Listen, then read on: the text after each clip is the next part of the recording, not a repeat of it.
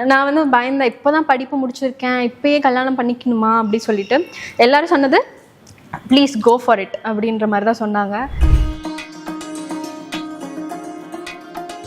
இது ரொம்ப கூட்டமாக இருக்கவும் என்னை வந்து மணப்பெண் ரூமில் உட்கார வச்சு கொஞ்சம் கூட்டத்தை கண்ட்ரோல் பண்ணலாம். அப்போது என்னோட ஃப்ரெண்ட்ஸ் எல்லாம் நைட் ட்ரெஸ்ஸில் உள்ளே வராங்க. ஐ வாஸ் லைக், என்ன நைட் ட்ரெஸ்ஸில் வரீங்க கல்யாணம்? ஏம்மா நாங்கள் நின்று பார்த்துட்டோம். கல்யாணம் முடிச்சுட்டு 1 வீக் கழிச்சு தான் கிராஜுவேஷனே நடந்தது. ஸோ எங்கள் காலேஜ் அப்போ வந்து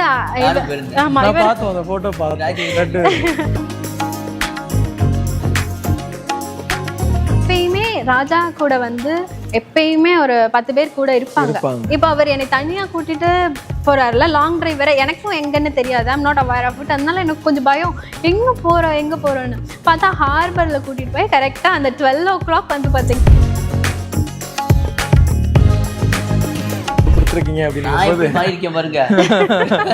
நீங்க அதான் எனக்கு ஆச்சரியமா இருந்து ராஜா எப்படி மாறிட்டாங்க அப்படின்ட்டு. எல்லாரும் என்கிட்ட சொன்னாங்க, ராஜா இப்படி மாறிட்டாங்க, இந்த பொண்ணு மாத்திட்டாங்க. நான் மாத்தல, இல்ல சீரியஸ்லி ஸ்பீக்கிங்.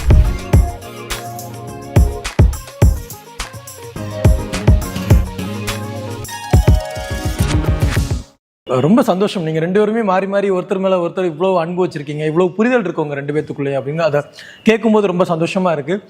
உங்களுடைய ஃப்ரெண்ட்ஸ் பற்றி சொல்லுங்களேன். மாப்பிள்ளை இவர் தான் அப்படின்னு தெரிஞ்சதுக்கப்புறம் எப்படி கண்டிப்பாக உங்களுடைய ஃப்ரெண்ட்ஸில் நிறைய பேர் அவங்களுடைய ஃபாலோவர்ஸ்லாம் இருப்பாங்க. ஸோ என்ன பேசிக்கிட்டாங்க, என்ன சொல்லிக்கிட்டாங்க? ராஜா உங்ககிட்ட யாராவது அவங்களோட ஃப்ரெண்ட்ஸ்லாம் வந்து பேசினாங்களா? இல்லை என்கிட்ட அவங்க ஃப்ரெண்ட்ஸாக பேசல. கல்யாண டைம் உங்களுக்கே தெரியும் எப்படி இருந்ததுன்னு. என்கேஜ்மெண்ட்ல பேசினாரு, போட்டோ எடுக்கும் போது பேசினதான் தனியா. இனிமே தான் ஒரு மீட்.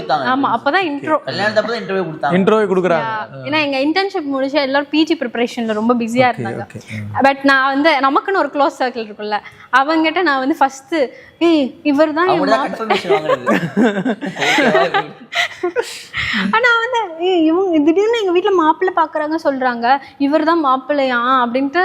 அவங்க வந்து இவரோட இன்ஸ்டா ப்ரொஃபைல் ஸ்டாக் பண்ணிட்டு முதல்ல இவர் வந்து இது உண்மையா ராஜா தான் போல, இவர் கமல் கூட போட்டோ எடுத்துக்காரு, என்னையும் ஒரு தடவை கூட்டு போக சொல்ல அப்படின்னு. நான் எனக்கு வந்து ஐ வாஸ் லைக், எனக்கு பொண்ணு பார்க்கறாங்க சொல்றேன், உங்களுக்கு கமல் போட்டோ வேணுமா அப்படின்னு.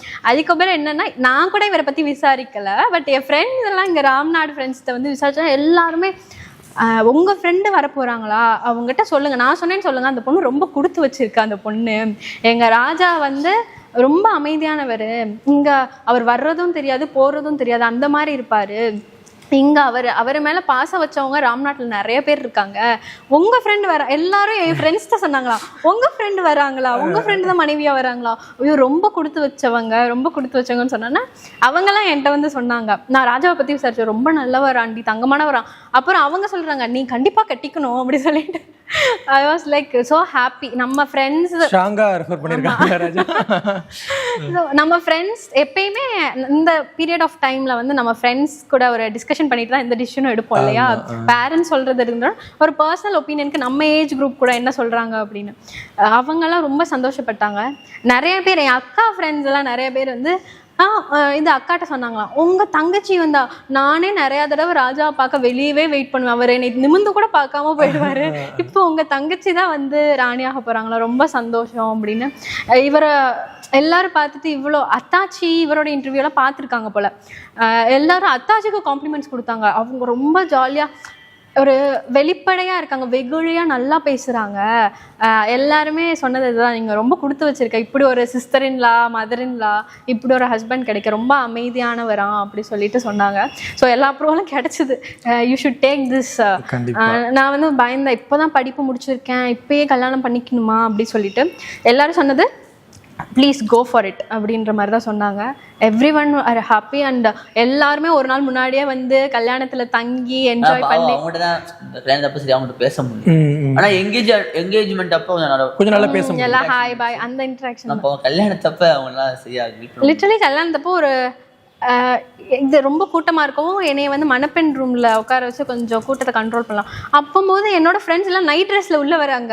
ஐ வாஸ் லைக், என்ன நைட் ட்ரெஸ்ல வரீங்க கல்யாணம்?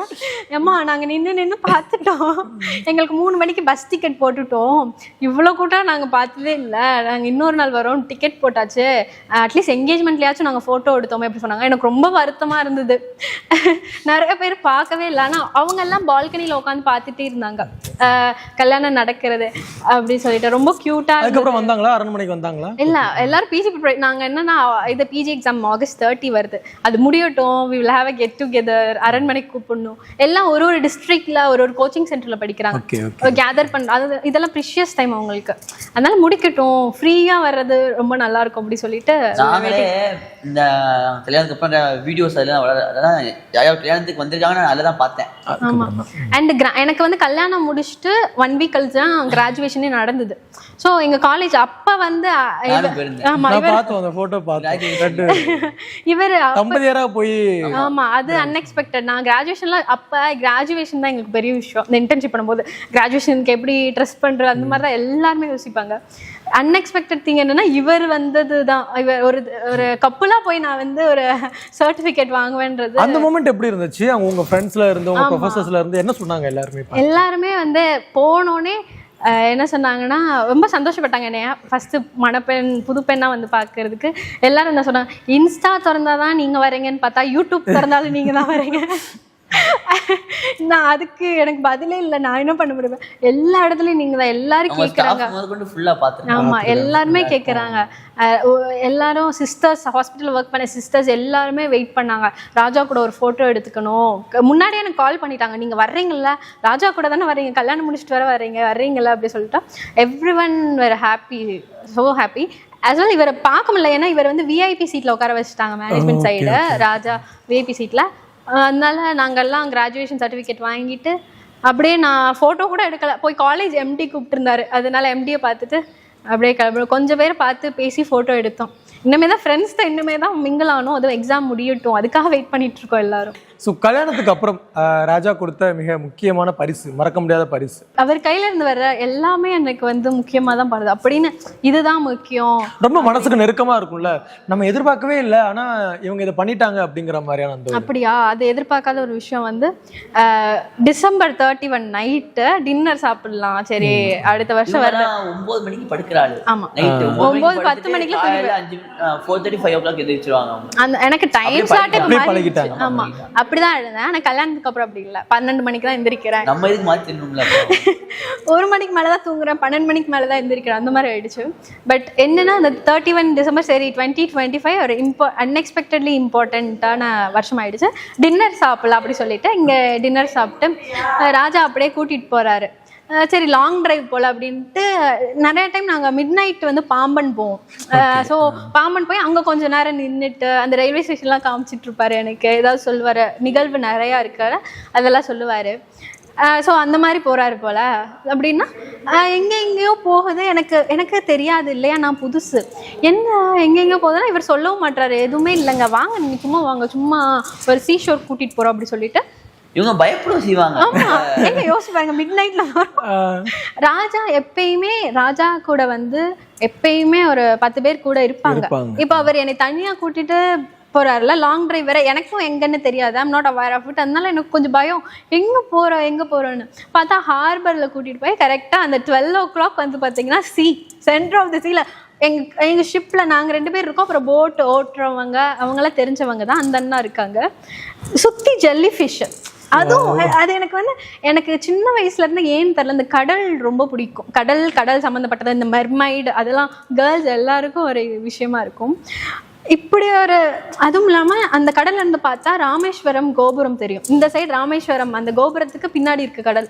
நான் பயங்கர சிவபக்தை வேற, ஸோ எனக்கு ரொம்ப புனிதமாக இருந்தது. இப்படி ஒரு வருஷமா, இப்படி ஒரு ஸ்டார்டிங்கா, ரொம்ப அது எனக்கு ரொம்ப சர்ப்ரைஸ்டாக இருந்தது. அதுதான் நான் வந்து மறக்க முடியாத ஈவெண்ட்டுன்னு சொல்லணும், அதுதான் சொல்லுவேன். அது சுற்றி ஃபுல்லாக ஜெல்லி ஃபிஷ் அழகாக இருக்கும், அந்த நைட்டில் அது மட்டும் நல்லா தெரியுது, ஜெல்லி ஃபிஷ் நல்லா ரெட் கலரில். நாங்கள் 2 பேர் மட்டும் இருக்கோம், 12 o'clock எல்லாம் ஃபேமிலி எல்லாம் வீடியோ கால் பண்ணி காமிச்சிட்டு இருந்தாங்க, எங்க பாருங்க நான் கடல்ல இருக்கேன் அப்படி சொல்லி. 2026 இவ்வளவு ஒரு அற்புதமா ஸ்டார்ட் ஆயிருக்கு. இப்போ கொடுக்குற கிஃப்ட்ஸை விட மெமரிஸ் தான் முக்கியம் இல்லையா. அவர் போட்ட எஃபர்ட்ஸ் அண்ட் மெமரிஸ், அந்த மெமரி என்னால் மறக்க முடியாது. இந்த சைடு பார்த்தா சிவன் இருக்காரு, எல்லாமே எனக்கு பிடிக்கும். இந்த சைடு சிவன், கடல், ஜெல்லி ஃபிஷ், எவ்ரிதிங். ஸோ இந்த விஷயம் பண்ணணும்னு எது ராஜா உங்களுக்கு தோணுச்சு? இந்த மாதிரி இந்த ஒரு இடத்துக்கு கூட்டிட்டு போனோம் அவங்கள? இல்லை, நம்ம gift கொடுக்கலாம், கொடுத்தா அது வந்து அவங்களுக்கு வந்து பொருளாக இருக்குமே தவிர மெமரியாகவும் இருக்கும். ஆனால் அது பொருளாகவே வீட்டில் தங்கிடும். நம்ம ஒரு மெமரி கொடுக்கணும் தான் அவங்களுக்கு ஆசை. இந்த மாதிரி நமக்கு இந்த மாதிரி ஒரு பொண்ணு வந்துச்சுன்னா நம்ம மெமரியாக ஏதாவது பண்ணிகிட்டே தான் இருப்பேன். அது இது வந்து இந்த சிவன் இதெல்லாம் அதுவே அமைஞ்சது தான்.